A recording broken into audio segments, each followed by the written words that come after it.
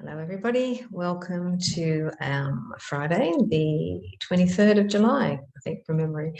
I have been asked specifically to come on and do some recordings. This one to begin with, I'm feeling.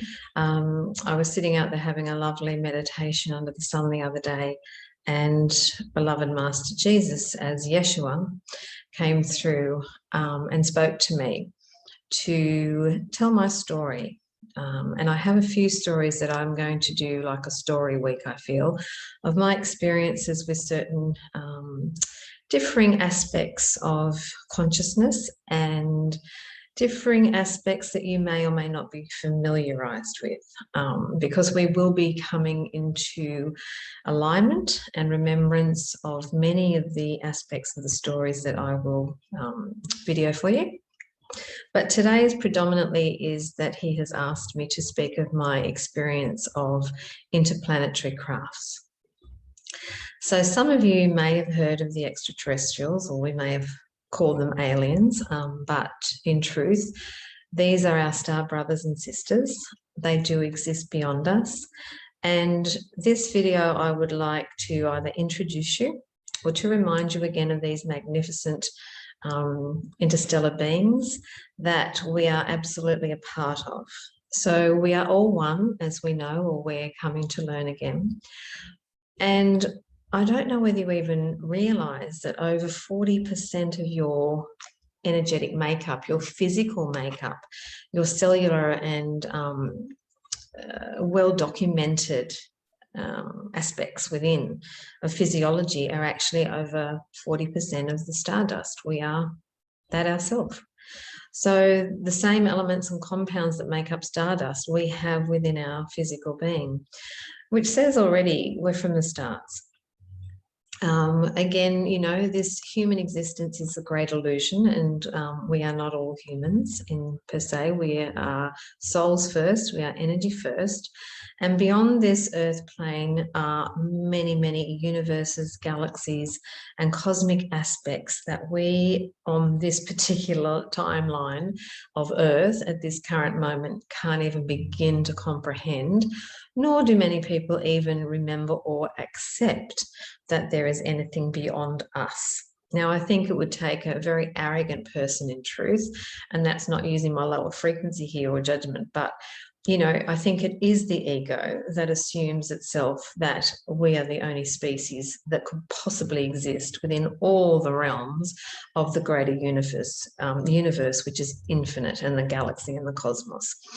Quantum science knows this. Quantum science knows well beyond this. They are measuring sounds, they are measuring planet activities. And I am absolutely convinced that if we have certain very, very credible people and smart people supposedly of this earth that can launch rockets to the moon or send up satellite dishes, that they too would be understanding and picking up greater communications beyond this physical earth plane.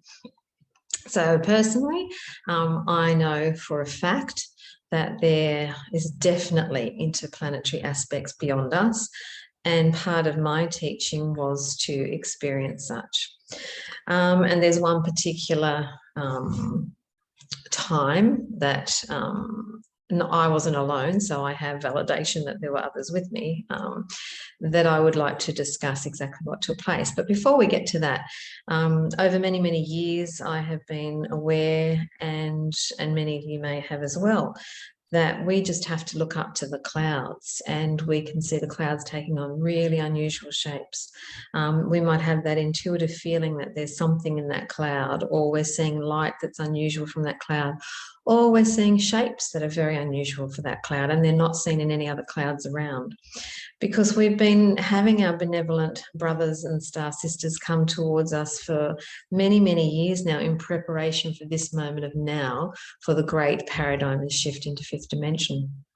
they've been watching furiously and with great grace and love to assist us wherever they possibly can if we call to them, because they too, as we're all connected, and we are even through electron capacity, you know, this has been documented that every electron is connected throughout the entire cosmic plane.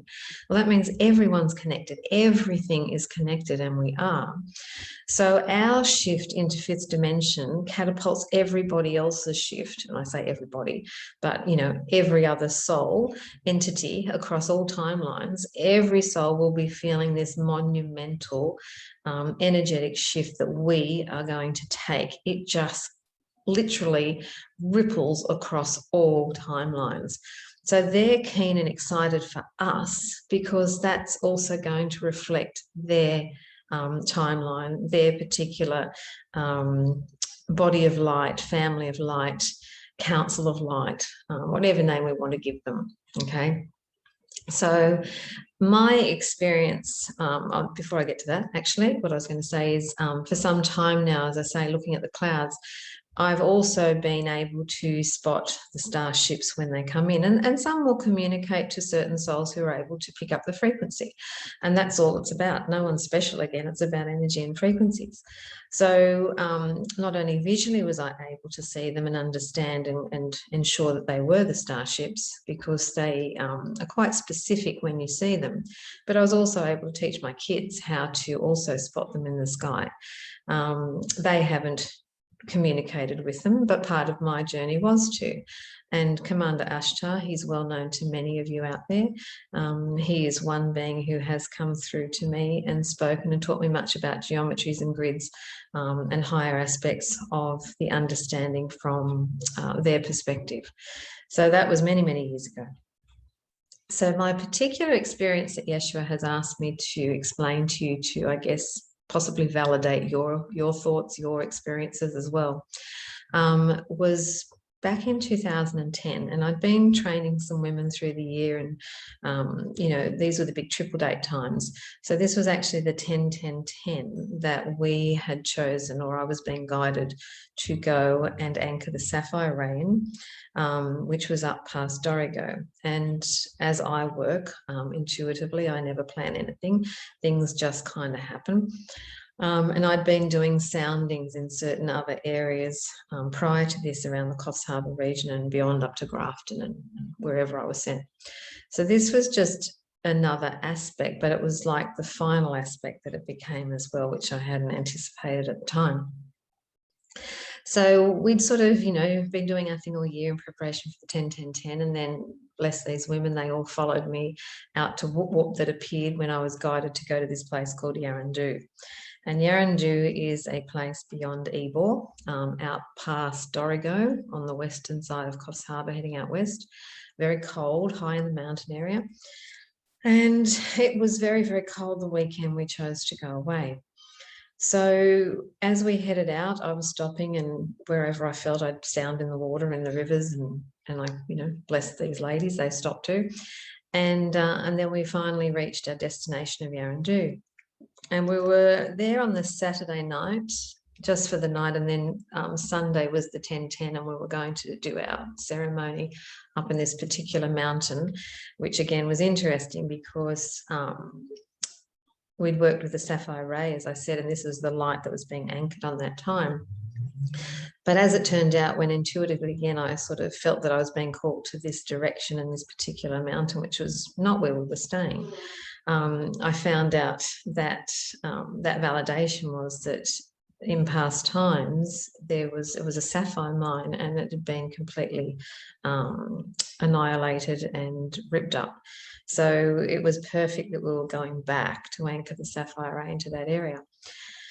So on the Saturday, we arrived at our destination of Yarrandu, and we'd had our communal dinner that I'd organised, and we sat down and ate that.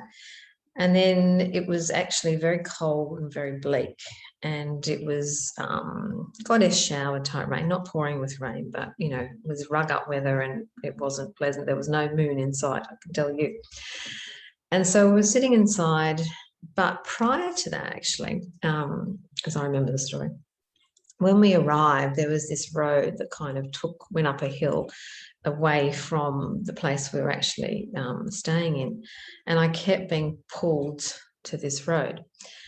And that feeling of like, I've got to go up there. I know that I'm meant to go over I've got to travel that road. But at the same time, being honest, I had that part of me that was going, resistance, I don't know that I want to go up there. There's something that was like this dual aspect of going, you got to do that. But the part of me was going, I don't want to do this. There's something here. I'm not know if I'm ready for this, or I could feel it deep within me. So I just let that go, as we do. And as I said, we had dinner, and then we were sitting inside because it was cold. But a few of us went outside, and there was already some ladies outside before I walked out. And I remember going out there, and I remember everybody, and there was only about 4 out of the 10 who was exactly in what position and what they were doing. One was sitting, one was standing at a table, one was sitting near a table, and one was over there. And then I walked out. And I remember just standing there and feeling this pull again, feeling this pull to this road, this hill. And so I walked out from under the building area, and I stood out there on my own. And I remember thinking it was just really light rain, but cold, and saying to the goddess, thank you to Grandmother Earth and Grandmother Moon. Thank you for this beautiful goddess rain, this shower, which I let wash upon me. It wasn't too damaging in any way. And then as I stood there, I remember I was actually in front of this road, and I looked up. And I just remember taking a breath and then seeing coming up the side from the other side of the hill over this incredible green golden light. And I just became quite awestruck and stuck in my energy and my body. And I knew this was huge, and it got bigger and bigger and bigger. And then as I watched this glow come up and grow, then I just saw these incredible beings starting to walk over the hill and coming towards me. And I do remember saying, oh my God, it's the Arcturians. The Arcturians are here. After that, I don't remember anything about who did what and what was where, because what I experienced then almost instantly from those words was the most excruciating, debilitating pain in my heart I have ever experienced. It felt like I was having a heart attack, but I knew I wasn't. I just knew, no, you're not doing that, so pull out of that. But I couldn't stand. It was just like I was being struck through the heart. My heart was being ripped open. It had to happen, obviously. And I had been asking to open my heart. But I then wasn't seeing these beings, but I could just feel and just see these lights happening all around me. So what I do remember is there was one of these ladies behind me. I knew she was there, but I didn't know what she was doing. And I found out after the fact that she had grabbed her camera, and I'm still not sure whether she saw them either, or whether it was just my frequency that could, but it could be both. But she said afterwards, she told me how she was just seeing me in agony, but at the same time, she knew she had to let me be, and she knew that I was okay too. So she stood behind me with her kind of professional camera, wasn't an iPhone anyway. And she just kept clicking, and didn't know. She just knew she had to click. So she took multiple photos at that particular time, which we did have processed. And unfortunately, they were on my very old, because this was, 11 years ago, my old ancient computer, and a lot of them got lost when the computer died. But I kept one. And those photos showed the most incredible orbs of light just all around me, piercing through me. It was like meteors were going through me. These incredible streams of light were piercing all over through my head and my body. I was just, lit up in light. And she could see this through her camera, actually. And then I do remember at one point she swore behind me, and I asked her again later when I remember that, like, what was that about? And she said, I just didn't know what to do. I nearly dropped the camera because from the back of you, your wings of light just shot out and you just had these huge wings of color. And that's when I swore and I nearly dropped the camera. And she said, and I didn't get to capture those because I was shocked out of my position. So at the end of that, I then went into some kind of trance. I was actually out of my body. And I was out of time and space. I don't remember much of it at all. And again, it's hearsay for what the girls told me. But what I do know where I was that I was traveling within the inner earth, and the goddess Isis came through and she took me to the US where I had to do a lot of crystal work and work within the inner planes of the earth at that level with the crystals and anchoring and activating some of the ancient crystals. So that was that long ago. And then eventually I came out. When I came to, I was vibrating. I was shaking. I was freezing.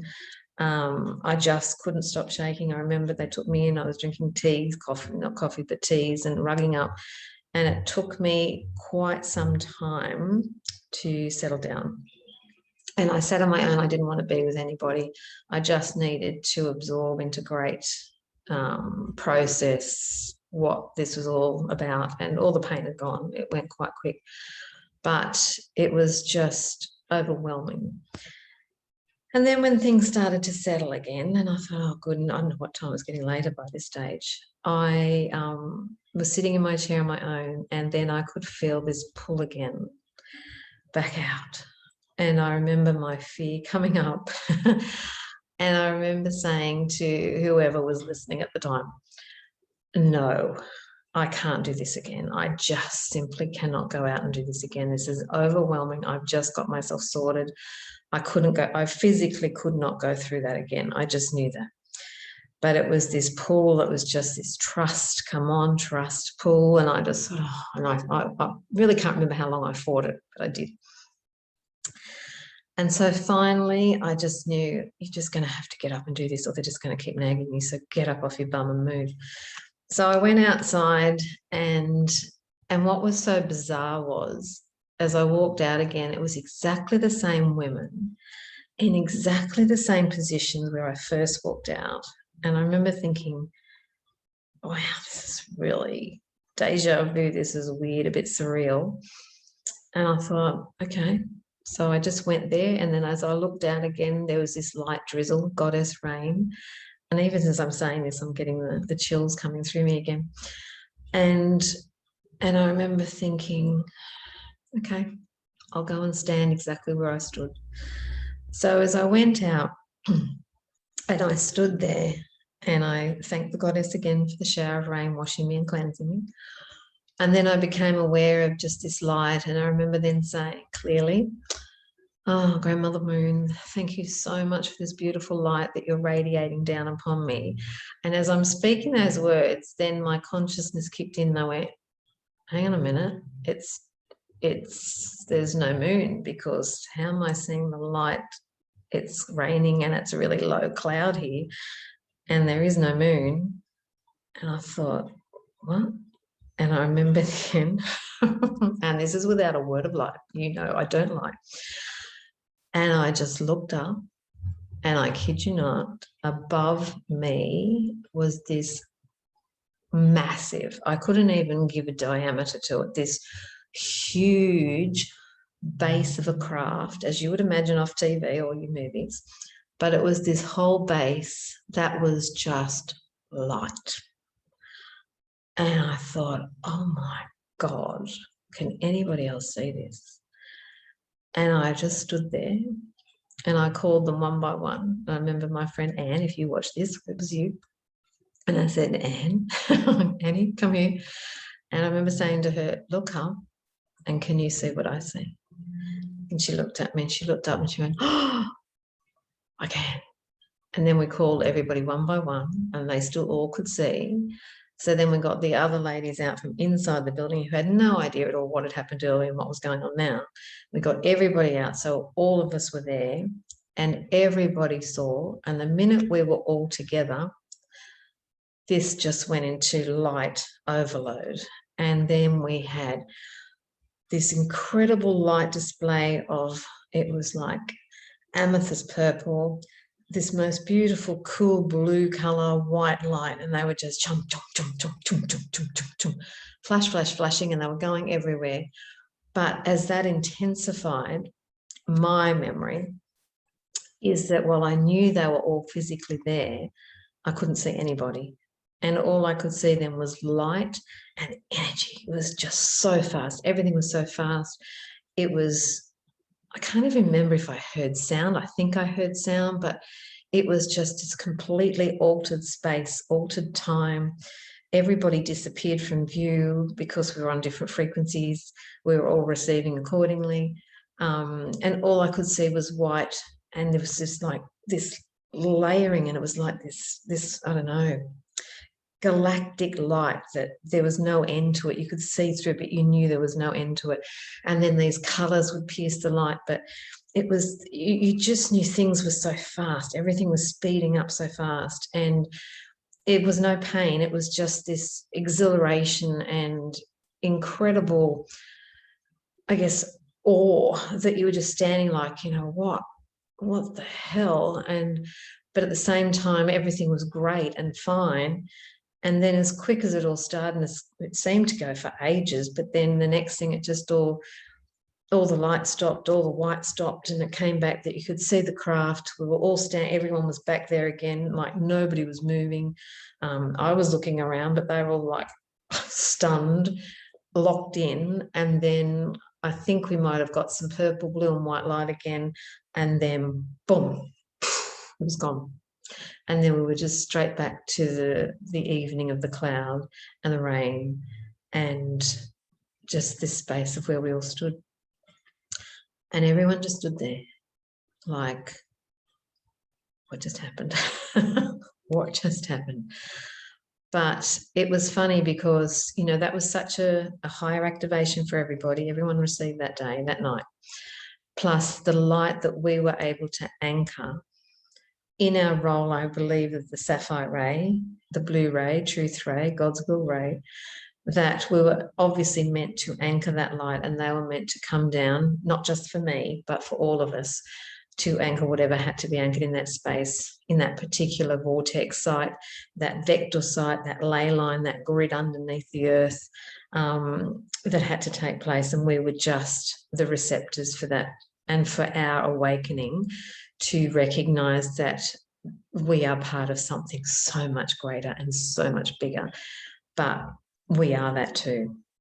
So that was my great experience. And what was so good is that that could be shared with all those other women, and that we could truly validate that story if need be.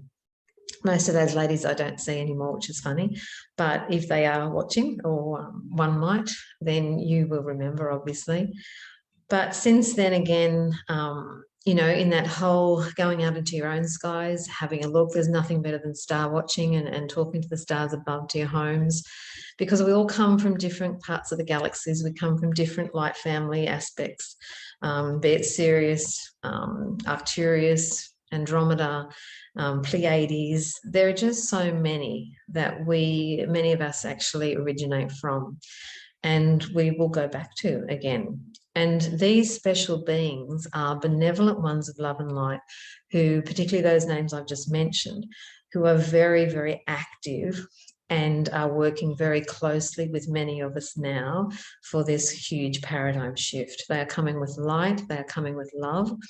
We can call on them to assist us to accelerate this process, to enhance the light so that the change can happen with far more grace and an easier transition.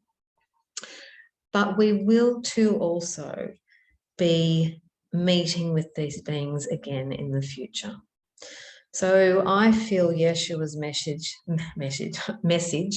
for me to speak of this story today was to bridge any fear, to bridge any doubt, and to be the bridge for a normal person. And I consider myself to be what would be normal. I'm not out there in any way. I'm very, you know, average verbs, but not crazy.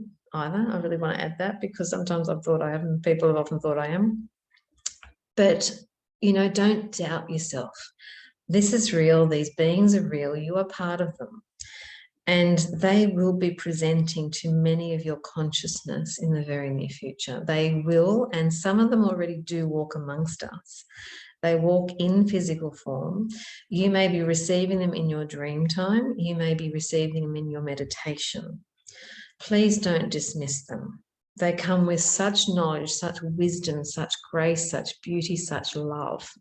Call them forth and intend, make your, if it feels right and it resonates, make it your intention to connect to them again, to learn from them. And if it feels right, that you are willing to communicate and work with them on this changeover as we move into the fifth dimension. They will be coming in to assist us to create the new societies, to create the new buildings, to create the new aspects of fifth dimension that they are and beyond, to assist us in the remembrance and the activations. So, as I said, look up to the skies, go deep into your heart, feel your way through this. You know, this isn't going to obviously be for everybody, and that's fine, take it or leave it.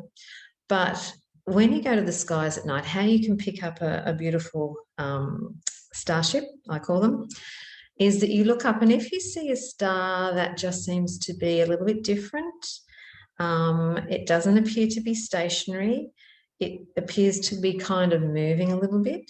Discern, obviously, if it's a plane, okay? But you know, because the difference is you'll see a plane, it will be moving.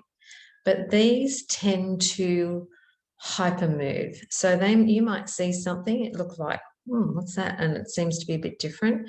And then when you really look at it, you might see an aura coming off it. You might see a grid coming off it. What you normally will see are eventually three colors. You will see them as red, blue, and green, and they will be all three, and they will flash, and they will dart, and they will come out, and then they will hyperdimension. They'll disappear, then they'll come out, then they might do this. They will dance, they will move. They don't follow a plain trajectory. They will dart across areas, and then they might go boom and come back, or they'll hyper again, they'll disappear, they come back out. So play with them. And if you see them, as I always do, I just acknowledge them and I say, you know, my star brothers and sisters, I'm here, I can see you, and I'm willing, if there's anything I can do or you want to impart any message to me, I'm open, I'm willing, and I am here with love, no fear. And you might just need to enjoy the show. It might be just that activation that they exist in what you see, which is different. You are remembering and opening up new avenues of wisdom and gaining in portals of your own personal remembrance again. But the other thing that I did do once when I was lying in bed, again a few years back, and I had a two-story house, and I could see through my ensuite window. I felt this flash, and again that calling. I always listen, and so I had to climb up on my toilet and with the lid down. And as I looked out my ensuite window, I could see this starship. I thought, well, you look quite big. You're really close. And so I quickly went and got my iPhone, and I jumped back on the toilet, and I just took lots of photos, and you could see the light. But then when I really opened it up. When I opened it up, you could really see the shape of this incredible craft and the colours of it. So, you know, play with it. They want to be known. They want to be recognised and acknowledged. And it's time for us because, as I said, many of us will be working with them and walking beside them in the very, very near future again. And even the other day, I just sat out the front here, and this was the day Yeshua came. And again, I don't know, coincidence. I was just sitting out the front in the sun, enjoying the sun, and it was beautiful. And I looked up in the clouds, as I love looking at clouds. And in this particular cloud, there was this shape again. And I thought, you look like a craft, but you are so close, like you're really low. And then as I was concentrating on it, there was another cloud underneath, and there was nothing else like it anywhere around, but so close. And the top cloud then just started changing into these incredible colours. And they were like crystal fluorite, these beautiful greens and purples and gold and pinks were coming through, and they were all interchanging, and this cloud was just unbelievable. And I was mesmerised. And I said what I'd said to just to you a moment ago, talk to the cloud. If it was a craft, I'm here, willing, blah, blah, blah. And then I had the feeling like, was it the bottom one? Is that a craft too?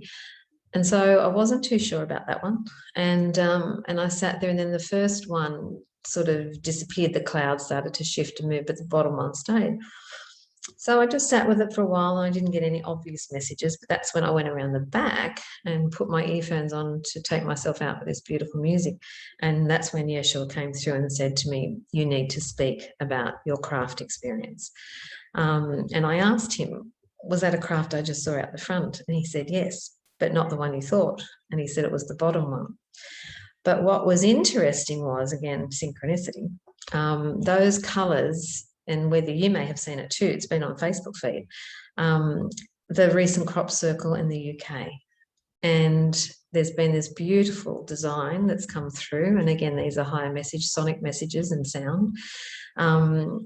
But when you skip through it, and then I was looking through this video and going, wow, you know, then in the center, which was like the center of the core of obviously this craft, or the energy that was coming down, here was these colors of the cloud that I'd seen out the front, exactly.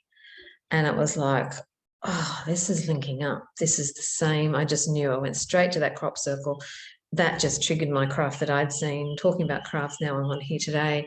And again, it's the building up of these frequencies that every time we speak truth, every time we put something out there, we are adding to the greater collective, and we're adding to the greater experience of what's to come. So trust what you're feeling. That's all I can ever say. Trust what you feel. Listen to your intuition. Don't think anything silly, stupid. Watch these old programs that we've been told these things aren't real, they don't exist, or what you think of what the movies were of Hollywood. You know, there are definitely all different vibrations of extraterrestrials, and yes, some aren't nice, but these ones I speak only of, and I only ever work with the highest of light, are the ones that come in love and grace, and they are the ones you wish to align to. Okay, so if there's any questions, you know where I am. Flick me anything you want to ask me. I hope you like the story. If not, it's mine, so be it. And as I said, it's all truth. And I'll be putting up a couple of more of my other stories, because I think they're all a little bit important, and many of them I haven't shared. So I think it's time they be aired. Anyway, thank you for your time, and I hope to all see you soon. Okay, have a lovely weekend wherever you are. Bye.